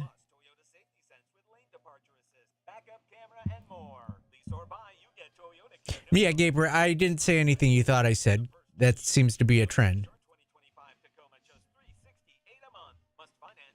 You're a wet blanket, CJC. Because you dream about me at night. Boom. Supercat, I did not. What are you referring to? Yeah, there's some like Wikipedia type thing that has a... What? Show them the site. I think we went over this before, where you have like olive skin and beautiful hair.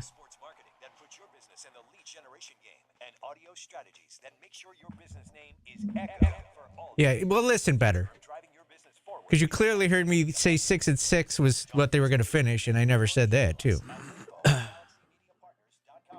make 2025 your best year yet.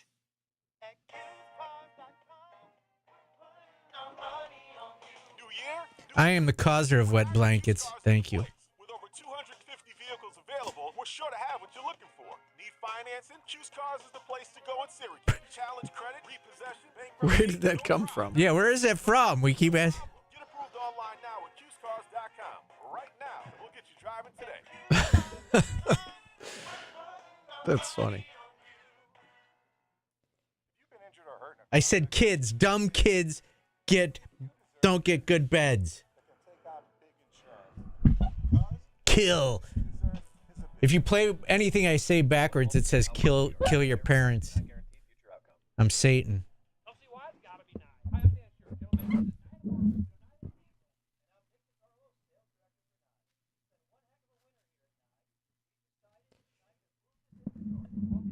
Feel free to ask baseball questions.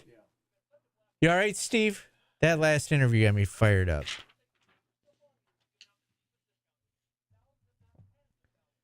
I have good blood. I went over. My doctor scammed me yesterday, Steve. They called me back in to go over my blood work. They got a copay out of me, and my blood work was fine. It could have been an email. It was in the portal. My cholesterol's a tad high, but nothing a 30-minute walk a day can't fix. That could have been an email. Stop in and see us or shop us online at nyeauto.com. Live from the Milking me for my copays. Hurt your body? Call Harding Mazzotti. 1-800-LAW-1010. ESPN Radio 97.7, 100.1, 1200 AM and 1440 AM. ESPN 97.7 and 100.1. Watch live on QSportsTalk.com. Have you heard this one, Steve? King Tut by Steve Martinut. I've heard this song, yeah.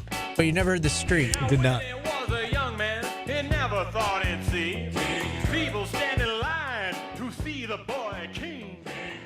I've heard this is song. a banger. That's a banger. You all right with novelty songs? It's my favorite day of the year. Steve. Major League Baseball, opening day. Correct. We've got our good friend Jackson Roberts. They should give us this day off. I mean, you're going to get done with the show before the games start. You'll be fine. That doesn't mean I get the day off, Steve. Okay. Jackson Roberts, Some of us writer, have jobs Sporting to do. News. Happy opening day, Jackson. How are you? Oh, my fault. I think Paulie said it's his favorite day of the year. It's mine too. It's a really, truly awesome day. It should be a national holiday, and we're gonna talk some serious baseball today. All right, let's get right into it. Who are you keeping an eye on this year, team wise? And is it bad that the Dodgers are just loaded? I mean, I think this is a telling year for that. I mean, first of all, I think you have to say the Dodgers are the favorites. I don't think that's revolutionary. No team's come back-to-back in a really long time, not since the Yankees in 2000. So if the Dodgers go back-to-back, I think suddenly people around baseball start worrying that this team is maybe too good, but I'm not worried about it yet because I trust in the parity of this sport and the fact that the Dodgers kind of fell apart in the playoffs most other years this century, pretty much before last year. So the fact they finally got it done, and Paul, your boys had them on the ropes 2-1 in that one series, and I just think baseball happens, and as great as that team is, like if I had to predict like Dodgers versus the field, I'll go with the field this year. Can you handicap the American League East for us? Are the Yankees taking a step back, and where do you see them finishing in that division? I can do it from a very biased perspective, as you folks know. Grown up a Red Sox fan my entire life. So here's how I see it. I think if you just kind of have everything else in the wash, it's the Yankees lost Juan Soto, that stinks. The Yankees did a pretty good job replacing Juan Soto in terms of all the new bodies they brought in. So to me, the Yankees make the playoffs if Aaron Judge stays healthy. The Yankees don't make the playoffs if Aaron Judge gets hurt like he did 2 years ago. Because, as much as the rest of their offense has upside, like he is the offense now that Soto's gone. So as far as the rest of the division goes, I mean, I love what the Red Sox did this offseason. Hard for me not to pick my own team not to win the division. I also think the Orioles are being slept on right now. They kind of had like an unfortunate season last year, like went under 500 after the All-Star break and still made the playoffs. And there's a lot of guys that can step up on that roster. So I think it's going to be a 3-horse race. I do think all 3 teams are going to make the playoffs. And as a biased Red Sox fan, I'm going to pick the Red Sox to win the division. You brought up the Orioles. They lost their ace pitcher. They didn't. It doesn't appear they replaced him. Is their pitching good enough to get them to the top of the division? Yeah, it's a legit question because not only did they lose their ace pitcher in the form of Corbin Burns in free agency, they also lost maybe their next ace pitcher, Grayson Rodriguez, to the IL before the season even started. So that's 100% the biggest question about the Orioles. To some degree, I like that they're trying to just get as many starters as they can, because that's kind of what worked for the Dodgers last year. Even though all their pitchers got hurt, they had enough in reserve to make a run. So all the Tomoyuki Sagano, Charlie Morton, Kyle Gibson just the other day, these aren't sexy signings, but they could pay off. And especially if the Orioles are scoring 6-7 runs a game, those guys will give you 6 innings, 6 innings, 3 earned runs. That's good enough to win with an offense like the Orioles. So I think they'll be there, man. There's so many talented young players on that team, and they're all kind of still just starting out. So I'm thinking they're going to be right there in the mix for the division title. Juan Soto moved to the Mets. Is that lineup good enough to get them? They were in the playoffs last year, but it seems like a very top-heavy lineup to me. I'm less worried about the lineup and more worried about the starting rotation with the Mets. I think they're going to hit. I mean, what you saw with the Yankees last year is not only Soto's great, but Soto makes everyone around him better. And you just think about okay, Soto's in the on-deck circle. What does that do for Lindor? How many more good pitches to hit does that get him? Okay, Soto's on first now. Maybe even Soto and Lindor in first on second. What does that do for Pete Alonso getting more strikes to hit? So I think the Mets offense is going to be good. I am very concerned about the starting rotation. I think there's going to be a trade at some point. I don't know whether that's for one of your Padres guys. I don't think they're inclined to trade right now. I don't know if that's going to be for Alcantara or if it's going to be more of a, kind of a supplementary piece. But Clay Holmes is the only starter I feel good about right now, and he wasn't supposed to be a starter. He was the bad closer for the Yankees for a long time. So I'm definitely a little worried about the Mets rotation, but I think the offense is going to be really good. Got a weird question for you. Anybody make a roster out of camp that kind of surprised you, or maybe somebody we should be keeping an eye on that made the team very late in spring training? I like this question. I'll go to the Red Sox first because they have a guy named Sean Newcomb, who I think would have been people's answer for the number 10 starter and / wouldn't have even made the roster. But enough guys got dinged up in spring training that Sean Newcomb is going to be the number 5 starter for the Red Sox. And I'm very interested to see how that plays out. On the flip side of the coin, an old Red Sox fan favorite, Pablo Reyes, who spent a lot of time in Syracuse last year, in the Mets organization, made the Yankees opening day roster as a utility infielder. So there's so many of those you could point to. I'm sure, there's some Padres guy whose name is escaping me right now who made the opening day roster that was a surprise too. But every team's got one, and it's always either a fun story for the whole year or everyone forgets about it when he gets DFA'd in less than a week. I think Gavin Sheets was the Padres' surprise. Well, he led the spring training in home runs, didn't he? Yeah. I can't wait to watch baseball. How about a Rookie of the Year candidate you're looking for this year? Yeah, again, there's a big Red Sox name in that race, so I will shout out Christian Campbell. I think the kid is really special with what he can do, hitting the ball to all fields. He's got contact. He's got power. Hopefully he can solidify the second base job. The Red Sox basically said, we are moving Rafael Devers off his third base position because we believe so much in Christian Campbell. So I have really high expectations there. Similarly, I think Yankee fans can have high expectations for Jason Dominguez. I'm going all AL guys here, but on the pitching side, I really like Jackson Jobe in Detroit. And then I'm curious to see if the Phillies call up this Andrew Painter kid early in the season, because that's somebody I think could dominate, maybe not quite to the level that Skeens did in the National League last year, but something close to it. So, I love seeing all the young guys come up early in the season, make an impact. We saw how good Merrill was for your Padres last year, and I'm sure there's going to be young position players and pitchers that do the same for their teams this year. Yeah, all right. Well, you brought up Paul Skeens. Will he be able to replicate what he did, and is it sustainable for his arm to do what he does for a long time? I think so. It's tough to guarantee with arm health these days, but if you're going to bet on someone to stay healthy, it might as well be the 6'8" alien. So I think Skeens is he would be my pick for NL Cy Young this year. I don't think that's revolutionary. I think if you get it's kind of like DeGrom back in the day. It's like, just give me 150 innings of how good Skeens has been, and I think he wins the award. I don't see any reason why he shouldn't stay healthy, but it is baseball, so you just always have to knock on wood and hope that, everything goes well. Let me ask you a question. Yankees fans probably really want to hear this most out of anybody. Paul Skeens, is it sustainable for the Pirates to keep him? Or is he going to be a Dodger or a Yankee at some point in his career?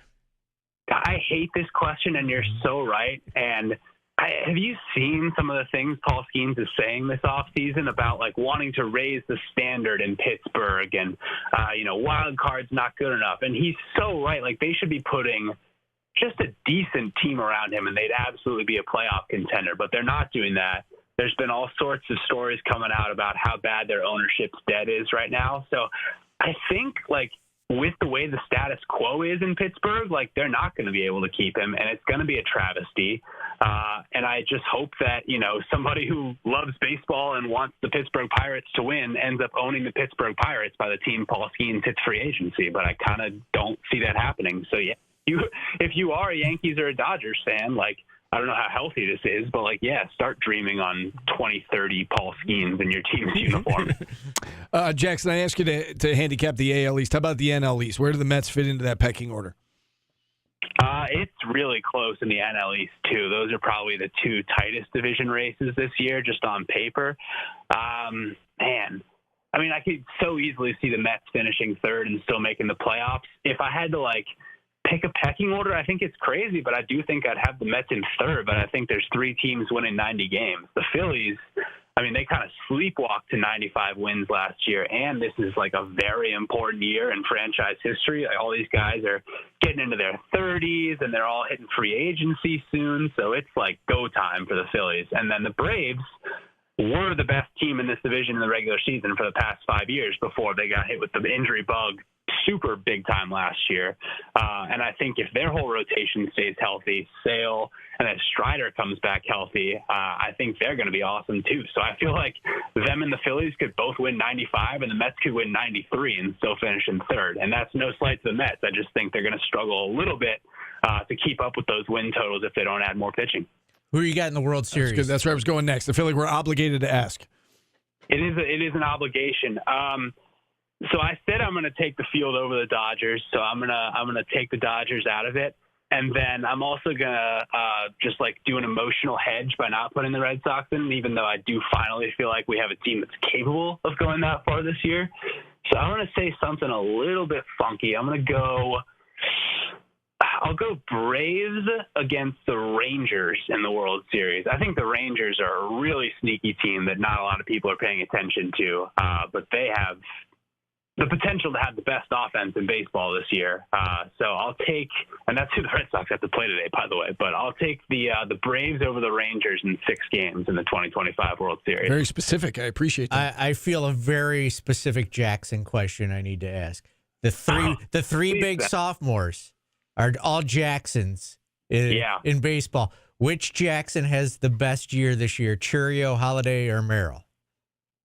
Man, I think they're all going to have really good years. I don't want to be confrontational here, Paul, but the Jackson Merrill hype train is almost making me nervous. He was so good, but everyone's already.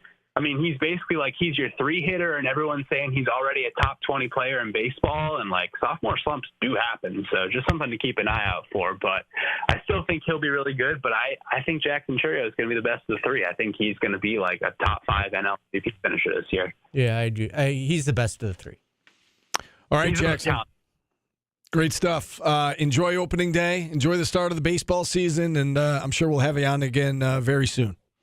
I cannot wait. Happy opening day, fellas. All right, Jackson Roberts from the Sporting News joining us here on the show. And with that, we'll hit a timeout. Dispatching Louise says Tito Jackson will have the best season. That's a very hot take. That is.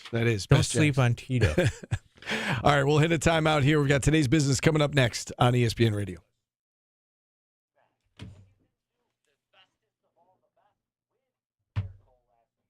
So why would you think that was just replacement of Max Fried, who the Braves had and couldn't really carry the Yeah, he's a big Braves guy. Our teams are going head-to-head tonight. My Padres beat them in the wild card last year. I was at the clinching game. What a game. My first game at Petco. Still have a little chub from that, Steve. Who sponsors this show? Do we know? I got a sheet. It's the Wildcat Pizza Pub. It's presented by. Okay. So it's Yankees on Deck. I got a sheet. And then there's only one segment that's sponsored. It's got to be done in the first segment because it's in Utica. It's the Superior Propane Who's Hot pitching matchups. Would you say chub, Steve? Nick Chubb? The word chub, or will somebody clip that and have you saying chub? My bigger issue with that was that, like, I'm a grown man. You're not gonna force me to say a word. Like it was just I just. No, that isn't what happened. You're acting like like just say it. Just you're say acting it. like Just say Gabriel it. Brazingo. I was like, no, because you said, "Oh, that's funny," because my neighbor was doing a very similar thing, and then I said, "Why did you say it like that?" You go, "Because I'm not going to say it." Right. I said I'm not going to say it, and then you're like, "Come on!" And then you got all over me. And then I said, "Yeah, you're pulling a gaper right now, just making things up."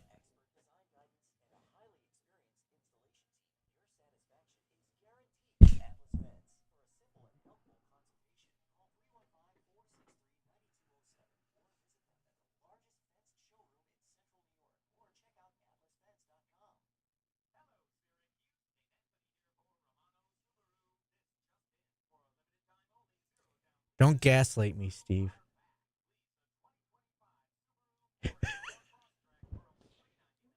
I didn't gaslight you. Jordan and I had a major stare down today because he cracked a dad joke that I didn't like when I asked him a question.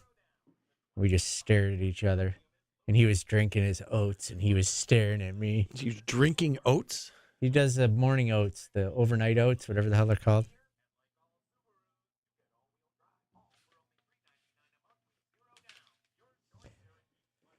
Oh.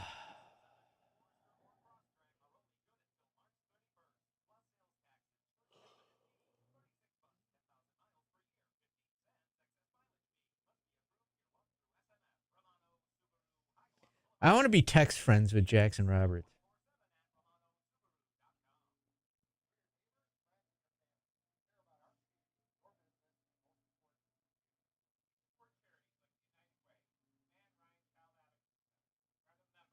Gaslighting Zoe.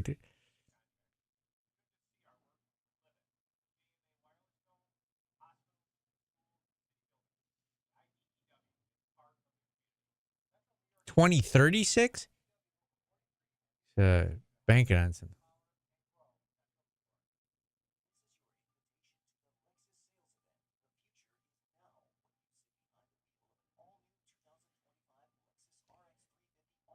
Fat ears, bazingoid.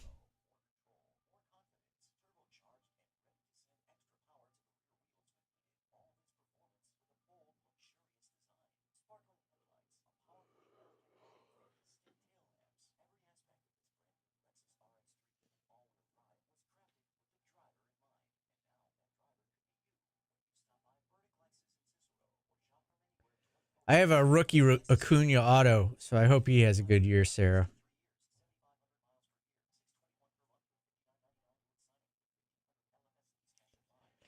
Nobody's moved in the portal, Steve.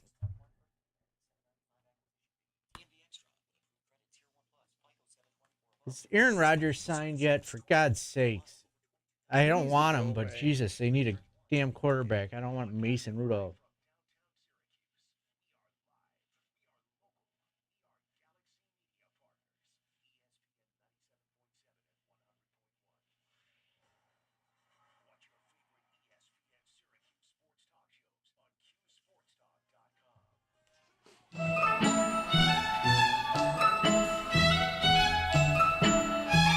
That was kind of smooth how I did that one. You know this one, Steve? I do. Hello, mother. Hello, father. Alan Sherman. Hello, mother. Hello, father. Here I am at It's time for today's Camp business. Granada. Camp is very entertaining. It's brought to you by Grossman St. Amore They CPAs. say we'll have some fun And if what's their it stops website? raining. It's GSACPAs.com. With Joe Spivey. Jordan, how are you, buddy? It's GSACPAs.com for what it's worth. I said that. Kind of. What did I say? Well, you said it. You just didn't. You have didn't say it. You didn't have the flair and Didn't say passion. it. Yeah, what you you gotta say. like. Gotcha. When you say it, you gotta really sound like You got to mean it. Yeah. I meant it. It's GSACPAs.com. What do you got in Thank your you. today's business world? A whole lot based on the fact that I've said the name of the website 3 times. So I mean, it's opening day, right? Yeah, word. That's a lot of stuff. You want to do our picks for the World Series? Yeah, that's where I was getting to. I was going to do Diamondbacks Orioles. I'm on the Diamondbacks again. It's interesting. Okay. I want to be right, so I'm going to go Dodgers against. I have a feeling about the Red Sox this year. I hate saying that, but I'm concerned about that. I think Jackson's right. I think they're going to win the division. I'm going to go Dodgers Red Sox, as much as that pains me to say. I don't really know about the American League. Like I got a Red Sox shirt on right now, and I should pick them. Hear me out. Am I stupid for thinking, yes, the Yankees have injuries and lost Juan Soto? Am I crazy for thinking they might still be in it? I don't think you're crazy. Yeah, it's not. They were in the playoffs. Yeah, and I mean they're the Yankees, Playoff. but they're dealing with a lot of injuries right now. Like before the season's even started. What really hurts them is they were talking about trying to get Jordan Montgomery, and then They have a he really needs good Tommy John, just like everybody else who's ever thrown a baseball at a high level. They got Aaron Boone, the Yankees. He's a very good manager. You going Yankees Dodgers again? I don't know about the Dodgers. The betting analyst, kind of the better in me, can't take the Dodgers because their line of like plus 275 or whatever. You're just getting cheated at that point. Like somebody could get hurt. Their lineup's long in the tooth too, as they say. What are they, vampires? Old. Oh, vampires are old. Correct. I don't know. Like this is gonna be dumb because I'm gonna go. I think the Mets, they've just been doing so much every year. Like it feels like they keep adding. They have Soto. I'm almost surprised they're not being talked about as much. Mets Yankees? Subway Series? I don't know. Like the Yankees could be. You're filibustering. He is. I don't know. Make a pick. Mets Yankees. All It's right. not going to be the Yankees though. Just so you know. Anything else in your story? Sweet 16 tonight starts. Man, these are all things. I gave you a sound check at 12:30. Okay, it's 2 Jacksons. Which lower seed is most likely to win tonight? I don't care about March Madness, to be honest. It's opening day. BYU. You really think so? Yeah, I've been on BYU all tournament, all 2 games so far, and I'm still on them. That stands for Brigham Young. If they weren't playing Duke, I would say it might be Arizona. I don't know that they're going to beat Duke. I think Arizona's good. Duke fan. I think that might be the best game of the night. You think Arkansas is toast? Yes, I think Texas Tech's winning that game. I think all 4 favorites are winning. Arkansas could win that game. They've got talent. It is interesting that the 4 seeds. They barely beat Syracuse. Obviously, the 1 seeds are really good in this tournament, but the closer spreads are with the teams that are higher seeded, like the 2 Cinderella-ish teams. I think some of that speaks to though who they're playing. Like I think Arizona's because the 1 good, seeds but- are like head and shoulders right. It's Arizona's better. playing Duke, right? Even Florida, but right.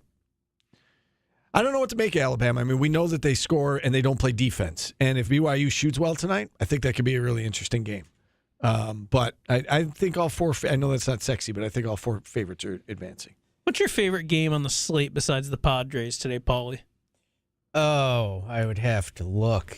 I would have to Google it. I thought that would be an easy one. The guy who wants opening day off. Yeah. MLB scores. You could just fake it and go with Skeens Alcantara. I was just going to say Skeens is pitching. If you want to watch some bad baseball, like, Angels White Sox is on. That's going to be terrible. If I had to watch games today at Royals Rangers, Tigers Dodgers could be good with Scooble on the mound. My favorite bet of the day is Red Sox Rangers. Yeah, I was going to say Jackson said that it was Red Sox Rangers. Yeah, no, Royals and Guardians are playing. Yeah, that's a good matchup. Mets Astros would be fun.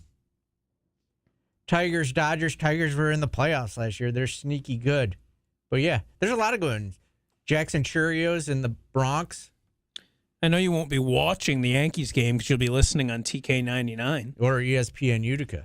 I do highly encourage you, before that game, listen to our Yankees on Deck opening day special. Tim Leonard takes you from 2 to 3 p.m., getting you ready for the Yankees season. That's Yankees on Deck brought to you by Wildcat Pizza Pub. Nice. There's a lot of good matchups. Braves, Padres, Cubs, Diamondbacks is good. A's are going to be, they're just the A's because they don't have a hometown. Washington football team. Mets, Astros, Dodgers, Tigers. It's a great day. How are they referred to, actually? The A's. The A's. They're just called the A's? Yes. Yes. Their new mascot's the Fonz. Hey, get it? I got it. I'm on a roll today. That was an old man joke. I'm on a roll today. I like it. Scooter is laughing his butt off. He's dying. He just dropped the phone. That's why he hasn't called in. He's laughing so hard. What is, if you go to, MLB standings, what does it say? Just says athletics? It's just a picture of the Fonz, Steve. It's all it says for any team. Yeah, it doesn't even say their name there. No, see, hang on. So ESPN has, see, it says Houston Astros, Texas Rangers, Seattle Mariners, athletics. Yes, they don't have a home. I didn't know. Sad. They're homeless. I feel like they should all run out to the Arms of an Angel song. Steve, Dateline, Kansas. Wait, why didn't we just use all of the kickers that Steve has been? Dateline, Kansas. Send him two. He hasn't used either of them. And one of them was Otters, and they were bouncing. But that was a video. Yes, that was a video. It doesn't translate to radio. Well, there was text with it. Didn't they leave the zoo and then come back? They came back, right? Yeah, dancing otters and sledding otters doesn't. A video of it does not translate. We just told you about the article. Like, you could have done these otters. They left the zoo, and then they came back. Does that surprise you? Are zoos? No, that's where the food is. Well, that's why I would come back. You're a father. Yeah. Your kids ever make you check under the bed for monsters? Yep.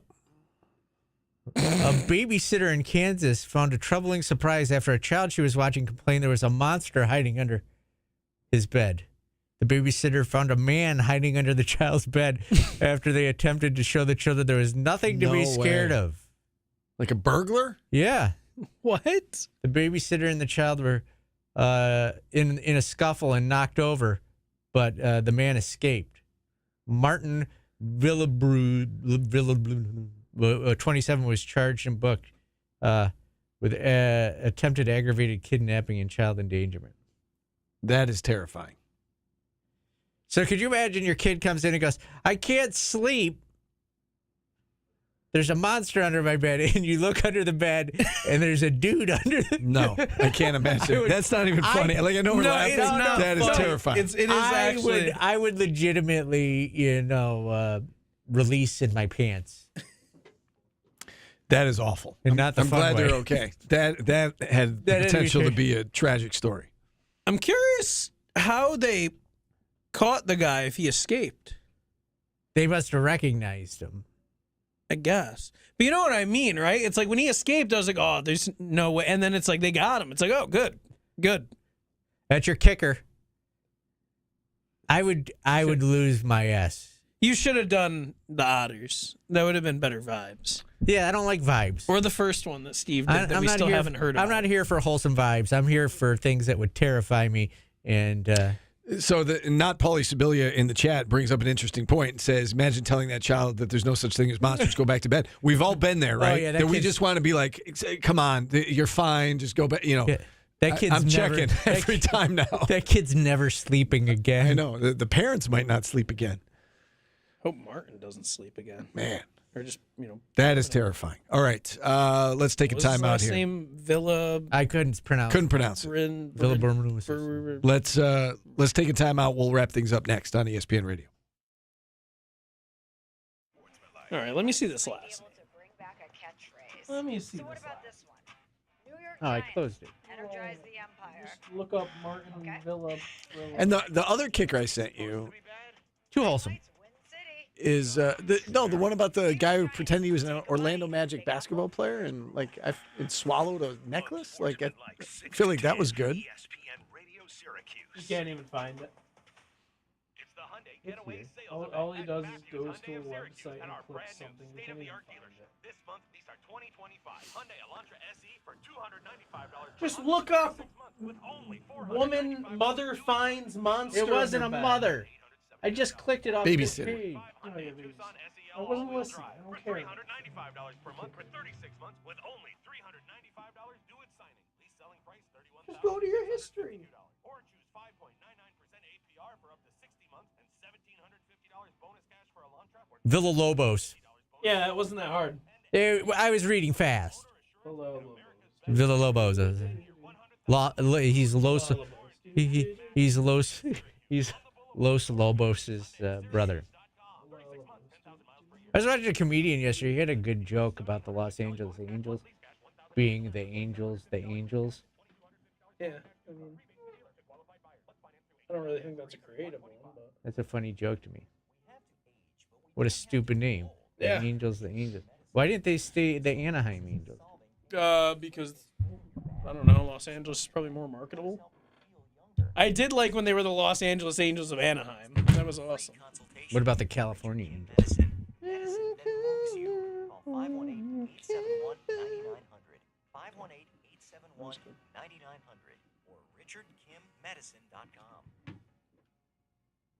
Discover the intense combination of electric innovation and expert Oh my gosh, so much Rick DiUlia.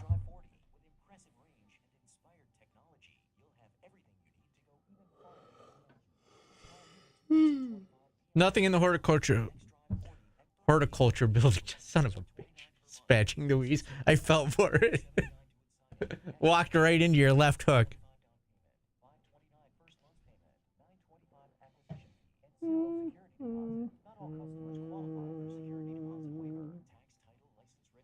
Urgent message from U.S. Loan Services. We've been trying to reach you regarding a personal loan. This sounds legit.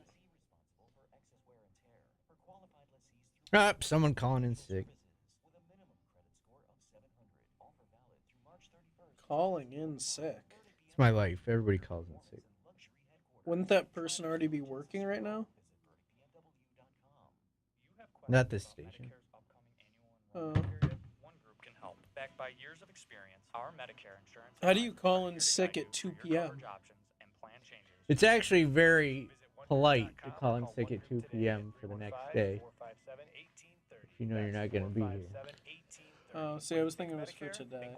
We do not offer every plan in your area. Any information we do provide is limited to those plans we do offer in your area.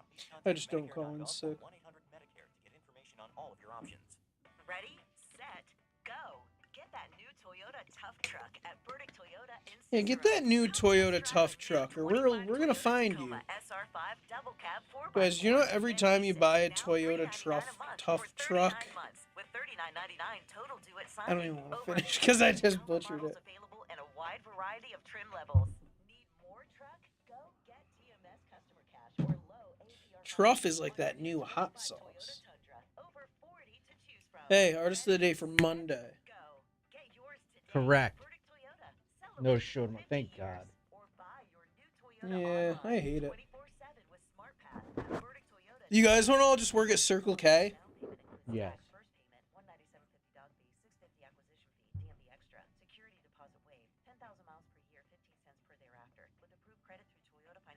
Why? We just quit here and we all just go to Circle K. Why? Paul, you make the sandwiches. I'll run the register. It'll be great. I want to pump gas. I just want to sit outside. That's not a and pump job gas. in New York at Circle K. We're full serve. Nobody will go because it's more expensive. Wait, dude, you can't just fundamentally change the Circle K. We're just working there. This song is very appropriate for how I feel dealing with our chat sometimes. They're coming to take me away, Steve. Haha. You know this one, Jordan? You left me anyhow. They're coming to take me away. Haha, ho ho, hee hee. I thought this was Dominic the Donkey at first for some reason. Could very well easily be. That's a Christmas novelty song. This sucks, dude. Like, this is awful. That's the point. I know. I said it yesterday when I was like, these are awful, but at least the vibes will be. The vibes kind of stink. That was awful. It sounds like a song that you play to teach someone to gallop in, like, kindergarten. Do you know who Stephanie Germanotta is, Steve? Yeah. It's Lady Gaga. Correct. It's her birthday tomorrow. I believe it's pronounced Germanotta. Hold on. I'm wrong. Monday. No show tomorrow.